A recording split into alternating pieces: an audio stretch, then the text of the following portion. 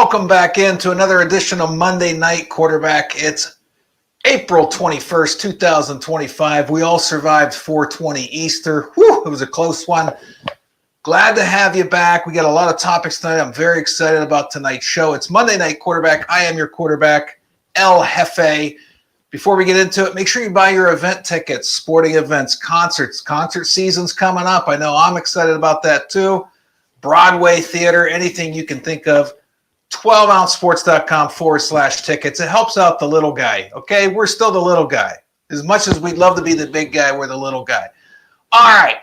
I got a lot of topics, all right? I'm the Monday Night Quarterback. It's a lot like the Monday Morning Quarterback where you question things, but, it's not so early in the morning. I like to sleep in a little bit. I don't actually sleep in. I'm bullshitting but we're going to get into it right away with pitch tipping, okay? We have the pitch tipping incident that just broke the news. Toronto Blue Jays right-hander Jose Berrios said he confronted Seattle Mariners catcher Cal Raleigh, he can't talk today, during the fourth inning of Saturday's game because he didn't appreciate the player relaying pitches from second base. So picture, if you will, runner on second, he sees the catcher make the signal, he signals to the batter.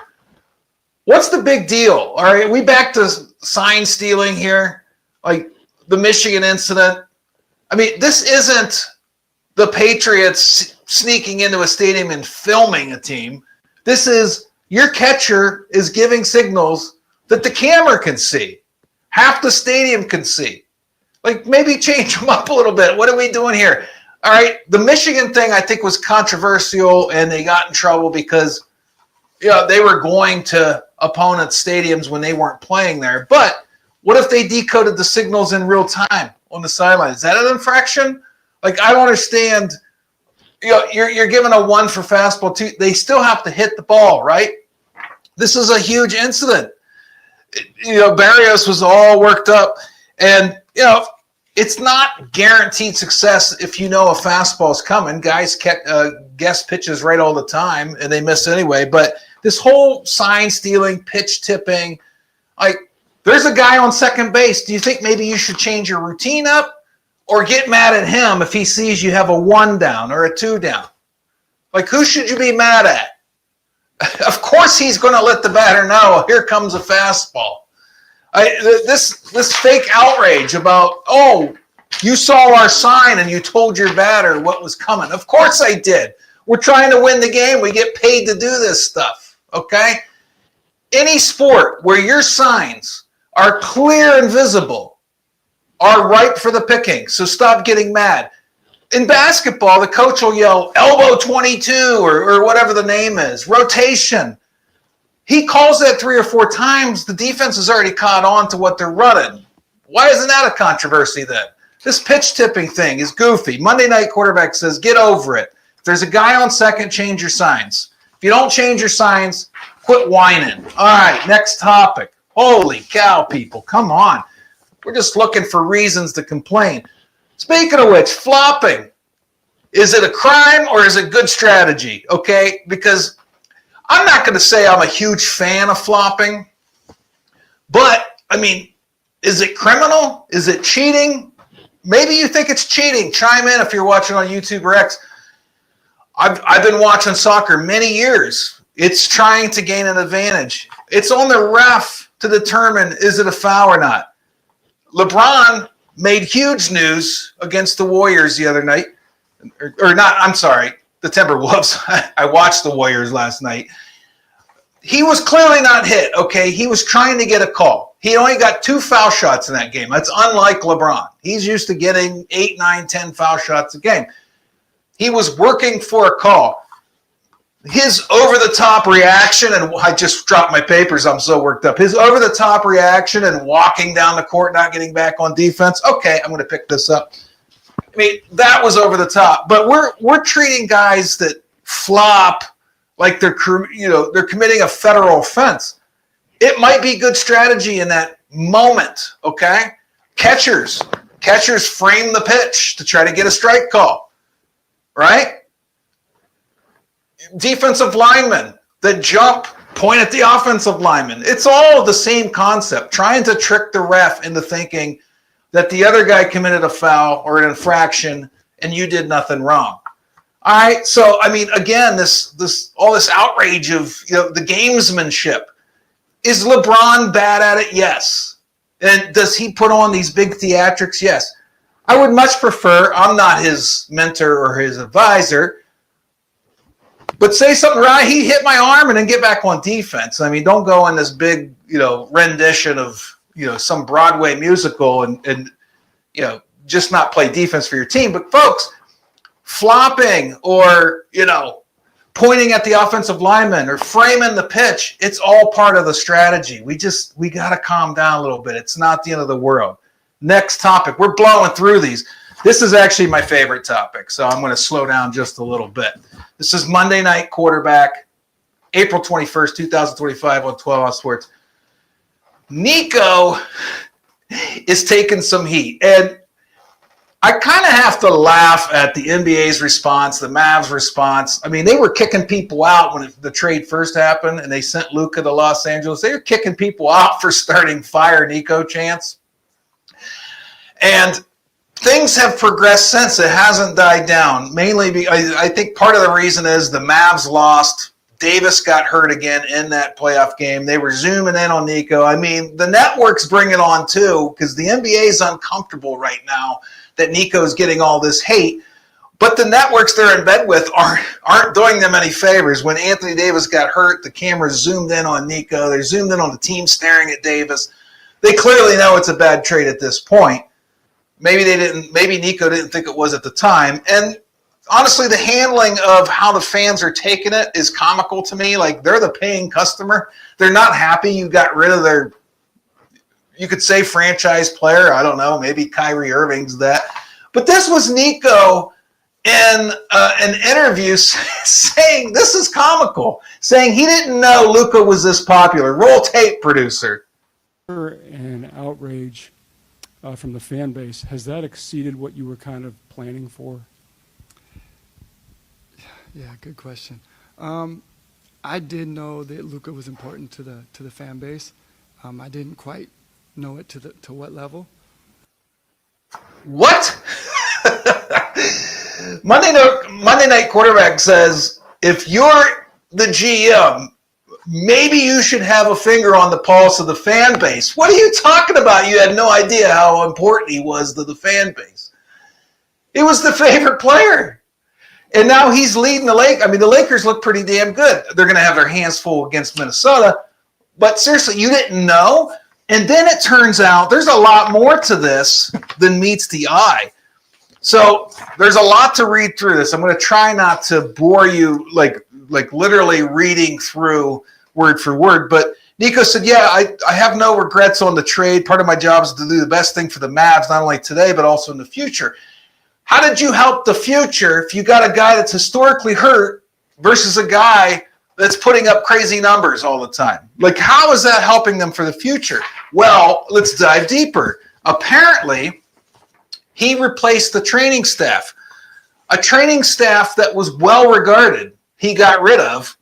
And then he hired Johan Billsborough to the team's director of player health and performance and Keith Belton as his athletic performance director. And that's when things kind of went off the rails a little bit. There was disagreements over injury diagnosis that led to uncomfortable situations with the team. They had once sent Luka out before he was fully healed. He tried to tell the trainer, I'm not 100%. They wanted him to play. They said he was fine. He had to come out again. And that led to Nico saying, well, Luka's conditioning's not good. Like, his fitness isn't good. We're going to have an ongoing problem with him. We need to ship him out for a guy that's literally hurt all the time. What are you doing? And then you get on camera and say, I had no idea he was this popular with the fan base. Come on, man. Get out of here. Get out of here. Does the Monday Night Quarterback have to start running these teams? Come on. Come on. We'll be right back. Monday Night Quarterback. It's a beautiful Monday here in Ohio. I hope it's beautiful where you're at. Quick word from our sponsors, and then I got some really good topics on the back end here. I'm going to go off on the National Lacrosse League, so stay tuned. This is not a long break. We'll be right back.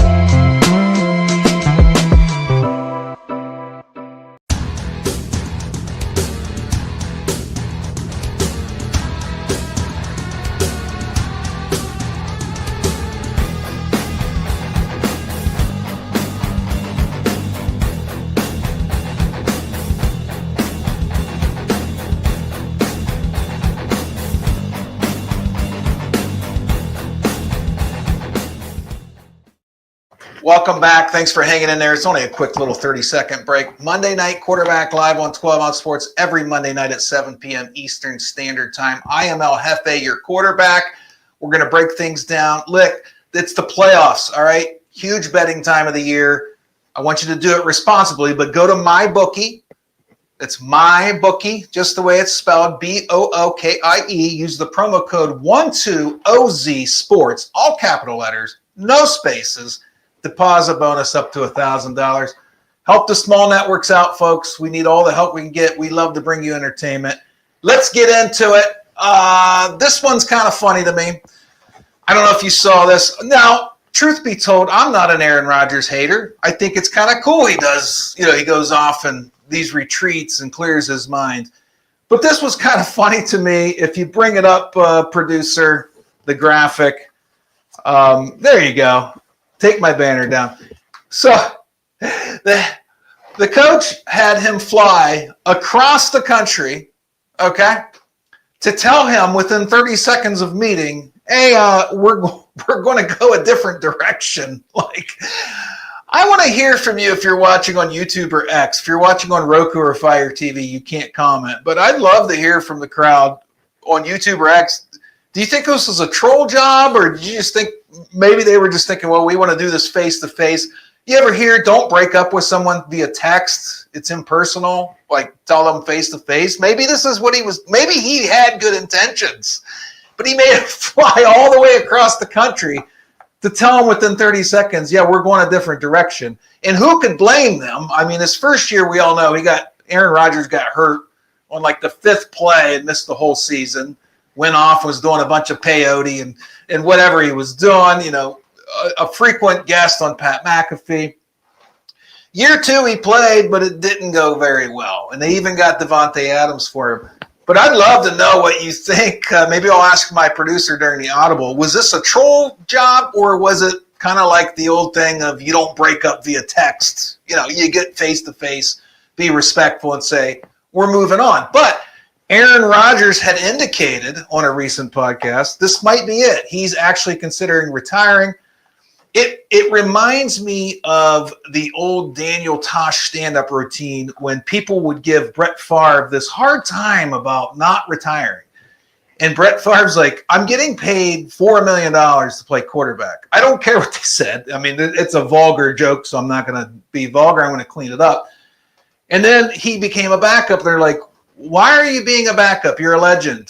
You should retire. And he's like, I'm making $1 million to be a backup. Yeah, they can screw themselves. I'm going to keep playing. And then they say, you're on the practice squad. Why are you doing this to yourself? I'm getting paid $800,000 a year to be on the practice squad. I'm going to do that. Aaron Rodgers, I mean, the only incentive he would have to retire is he doesn't need the money and he wants the free time. Other than that, who knows? But it sounds like he's considering retiring. And I just thought it was funny that the team flew him across the country just to tell him they're done with him, which I don't think surprises anyone. But again, Monday Night Quarterback, his decision is, I think they were just being respectful, do it face-to-face. You might think otherwise. Maybe they were messing with him. I don't know. Next one, kind of a sad one. Sad, and it's not sad. Lee Corso's hanging it up after 38 seasons. He's going to be on week 1 of game day. Absolute legend. Absolute legend. He made game day. He's the reason game day is good, college game day. You can argue that, other characters, other faces, Herb Street, all them have come a long way, and they're very entertaining too. But that man on your screen this way is the sole reason why college game day is the beast that it is. And let us not forget some of the great moments from college game day. We brought up one because it's a very old clip. I think this is hilarious. Producer, can we play that clip?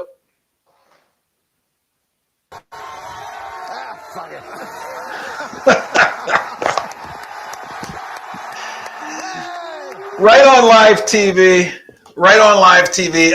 F it. And he puts the head on. Now, fun fact, do you know the first head he ever put on? Because he didn't always do the head thing. The Ohio State Buckeyes, Brutus. All right, take that down. Lee, thank you for the years of entertainment. 38 seasons, hard to believe. That's only 13 more. I mean, I've only been alive 13 more years than he's been on College Game Day. So I was 13 years old when he started on Game Day. It's crazy. And I feel old anyway. But a legend is leaving us. So, my lifetime's been something else. I've seen Jordan. I've seen Tiger. I've seen LeBron. I've seen Joe Montana, Lee Corso. I'm a lucky fella. All right, let's move on. This one's going to take up some time, so we'll do a quick break after this. I got to make sure I have time. We'll do a quick break after this one. This is going to take a little bit of time, but then I want to go off on the National Lacrosse League on the final segment.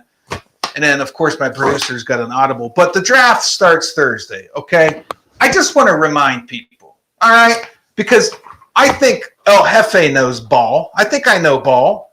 But I also know that there's no experts. Nobody's an expert, okay? They act like this Mel Kiper guy acts like it. He's, one of the more famous parts of his life is when the Colts GM said, who the hell's Mel Kiper anyway? Because Mel Kiper was mad they didn't draft Trent Dilfer and said that's why they're always drafting second every year. The GM fought back. But I respect Mel Kiper, but nobody gets every pick right. So I thought, in light of the draft starting this week, I wanted to read you the top 10, what they consider biggest draft busts since 1990. Of course, honorable mention, of course, goes right to my Cleveland Browns, Justin Gilbert, cornerback. He was 8th overall. Complete bust. They also gave honorable mentions to the Browns, Courtney Brown, 1st overall, and Trent Richardson, 3rd overall. So top 10. This was an article, CBS Sports. Top 10 draft bust since 1990. Number 10, I wish I had a drum roll. Justin Blackmon, wide receiver to the Jags, 5th overall, is the 10th worst. I would read through. I'm going to read through like the top 3, not the top 10. Defensive end Steve Entman for the Colts in 1992. He was the 1st overall. I remember him. I remember him playing in college. Everybody thought he was going to be just a world beater. Did not turn out that way. 1994, quarterback Heath Schuler from Washington. He was 3rd overall, and he did not have a stellar career. But again, 3rd overall, they were talking about how great he was. Number 7, Lawrence Phillips in 1996, 6th overall by the Rams, a running back. Nebraska guy. Everybody thought this guy is going to tear up the league. Not so fast, as Lee Corso would say. Bring it full circle. Number 6, wide receiver for the Detroit Lions. Captain Lou, if you're watching, maybe you'll remember this. 2003, 2nd overall, Charles Rodgers. Did not work out the way the team thought it would. They would get a really good receiver after that, though. Number 5, current day. 2nd overall in 2021 by the Jets, Zach Wilson. Now he's pretty much turning into a journeyman, isn't he? My papers are sticking. We're getting to the ones I'll read a little bit more in depth. They're calling, and Zach Wilson's, only been in the league 4 years. Can you say these are draft busts? I mean, for now. Trey Lance is another one. 3rd overall for the Niners. You see where I'm going here. Here's one of my favorite ones, because I'm a Browns fan, right? 1999, 3rd overall pick, Akili Smith for the Bengals. Like, within 2 years, he was out of football and not playing again. But the only thing I heard for 6 months building up to that draft was, will the Browns take Tim Couch or Akili Smith? By far the best choices in this draft. Both guys were out of football within like 5 years. Akili Smith was out of football really fast. That tells you how good the Browns are at drafting guys, because, I mean, this guy was just terrible. And the Bengals had a chance to trade out of the 3 spot in the draft for a deal that would have brought them an embarrassment of riches. Saints coach Mike Ditka was trying to trade up from the 12th spot so he could grab Ricky Williams. Ditka wanted Williams so badly he offered the Bengals a total of 9 picks so they could move up to 3rd. The Bengals turned down the deal. They would have had New Orleans' 1st, 3rd, 4th, 5th, 6th, and 7th round selections in 99, as well as their 1st round pick in both 2000 and 2001, and the 2nd pick in 2002. What are the Bengals doing for Akili Smith? You see what I'm saying? Nobody's an expert. Ryan Leaf, 1998, second overall by the Chargers. Everybody thought he was the next Joe Montana. No. And then my absolute favorite, 2007 by the Raiders, Jamarcus Russell. The guy famous for coming to practice and telling the coach, yeah, I watched that film you sent home with me. The film was blank. Okay. We'll be right back. Monday Night Quarterback. Nobody's an expert, so just enjoy the draft, have a couple of beers on Thursday night, and hope your team makes the right choice. I'll be right back after another 30-second commercial, and then I'm going to go off on a National Lacrosse League. Monday Night Quarterback. US.com is the official place to place your bets and support 12-ounce sports.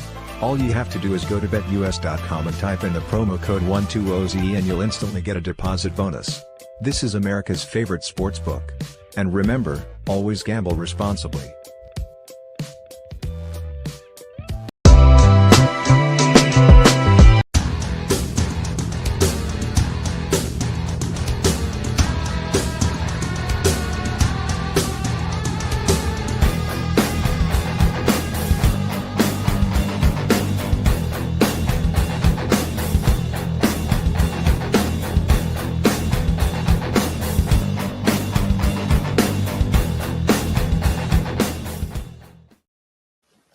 My producer's button mashing. I can see him backstage. These young kids, I tell you what, we're only supposed to play one commercial there. He started the second one. He's button mashing. I see that's what they do with video games too. Unbelievable. He's doing a great job, though. I do appreciate his efforts backstage. Makes my job a lot easier because I'm standing for this show. Before we get into the last subject and then our audible, our Monday Night Quarterback audible, I do want to say, there's a good way you can help the small networks. Just go to 12ouncesports.com/tickets. You're going to see it redirects you to one of the big boys. But, there's only like 3 companies that control all the tickets in the world: concerts, sporting events, theater. The only way we take a little power from them is if you buy them through us. It's going to be on their site. But if you go to 12ouncesports.com/tickets, they are forced to take some of their profits and help us out. It's pennies on the dollar, folks. But you help the little guy, you kind of stick it to the big corporations, okay? Concert season's coming up, all kinds of sports. Baseball's cheap. I was just on there looking at Guardians games. There's like $5 tickets on there. Come on. It's going to cost you more to buy a hot dog. All right. So we have the NHL playoffs, the NBA playoffs, and then very important to our network, we have the National Lacrosse League playoffs starting. Playoffs. So this is the time of year, obviously, where player awards get announced. Not team awards, but individual player awards, and media member awards on some leagues. Now, the National Lacrosse League has a media person of the year. I think it's like the 9th or 10th year they're going to name one, maybe 8th or 9th. And then, the media members are going to vote on MVP and things like that. Why would the host of the only daily live lacrosse talk show on the planet, solely focused on the National Lacrosse League, Michael Carvelis, why does he not get to vote? Why is he listed as a media member on their website, and they don't even acknowledge him at the end of the season? He's not up for media member. He can't vote. He's recognized by the league as a media member. He's the only live daily lacrosse talk show that exists. All right? The same league that got mad at him for posting attendance last year in articles. They're trying to keep it private. The same league that told their broadcasters last weekend to keep it on the hush-hush what the playoff matches are for. Why are you hiding what the playoff matches are? Because you want to unveil it on Monday? Who cares? Who cares if Rochester had 4,000 fans last? I can turn on the replay on NLL Plus when it's working and see it's mostly an empty stadium. You have a guy that's trying to push your league, and you're pushing him away. Why? Because he doesn't kiss your butt? He doesn't say what you want? He actually tells the fans how many people were there? And that makes you mad? What a weird league that you're trying to be so private about certain things, playoff matchups, and how many people bought a ticket. You're trying to make your league mainstay, even though you put the games behind a paywall. And you have a guy that's dedicated his entire show, his Monday through Friday. He has a day job. He dedicates his free time talking about your league and trying to make your league popular. And he doesn't get a vote. It doesn't. I guess it makes sense when you realize you guys are trying to hide things when you should try to be honest with your fans. I can tune in and see there's 4,000 people there. I can guess around 4,000. Why are you hiding this stuff? People can look at the standings and know what the playoff matchups are. Why can't your broadcasters talk about it? And why can't Michael Carvelis vote on MVP? I mean, I'm not asking you to put him up for Media Member of the Year if you don't want to, but he should get a vote. The guy's watched every single game of your league. He's paid for the subscription to watch your games, and you just keep ignoring them. You keep ignoring them. You ignore people long enough, they're going to ignore you too. So that's all I got to say about that. Let's go to the Audible producer. You can come on screen with me. You have to talk. Yeah.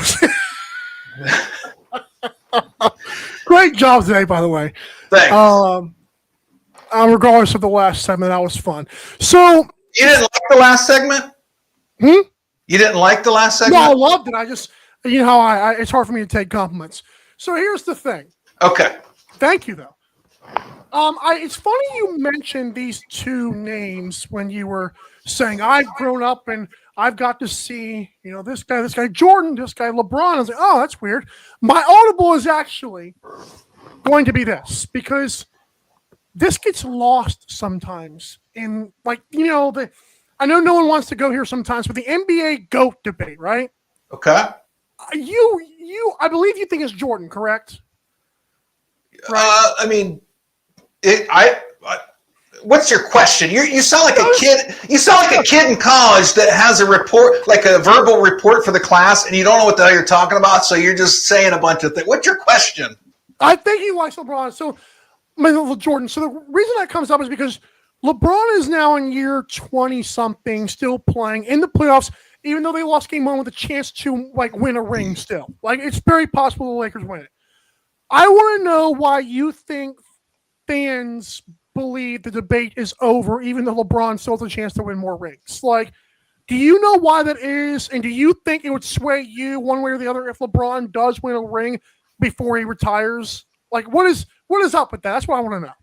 I can tell you, whoever you think the GOAT is has zero bearing on my happiness, my good fortunes.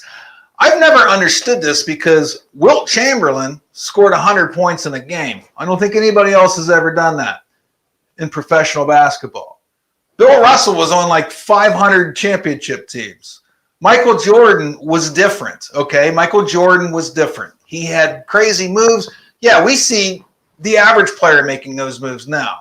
So I don't like the GOAT talk because we're talking about different eras, almost different games. That's why us older guys get mad when you just disregard Jordan because some of the fouls Jordan took would be a 6-game suspension in the current model of the NBA. So it's a tough conversation. I'm not one of those guys that says LeBron's not even in the top 10. It's Jordan or LeBron. We know that. But when we say that, we kind of crap on the Wilt Chamberlains, the Lucases, the Russells, the Bird, Larry Bird, Magic. Nobody talks about these guys anymore. It's just Jordan, LeBron. And I think it's a meaningless conversation because it's a different era. It was tougher in the 80s, okay? Now they have all these trainers. Now they get to take days off. They didn't take days off back then, all right? And they weren't making $10, $20, $30 million a year. So I already think LeBron's either the best or the second best ever. And none of that matters. I mean, LeBron seems to care. He seems to be always opining about how great he is. We know you're great. I've never understood the GOAT conversation because it's like when you're trying to say, is Tom Brady the GOAT? Well, I don't know. I mean, Did he have to play when Johnny Unitas played and his left guard smoking a cigarette on the bench? Like, and he was still great. Like, how do you determine that when you're talking about completely different eras, decades ago, a whole different sport? We should have era goats. We should have goats of eras. And I think that would, that should take care of the problem. That's what I say. You can't call a guy in 2025 the GOAT and compare him to people from 1940. It's not even the same sport anymore.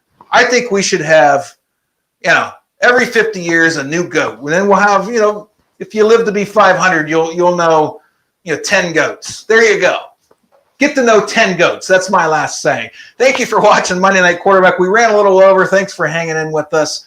We'll be back next Monday at 7 p.m. Eastern Standard Time. Make sure to get their tickets on 12ouncesports.com/tickets. And, that's all I got to say about that. Have a great night.